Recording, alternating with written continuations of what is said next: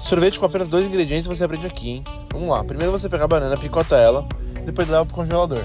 Congela ela e depois, quando ela estiver bem congelada em pedacinhos, você vai lá e vai jogar chocolate 50% de cacau em cima dela.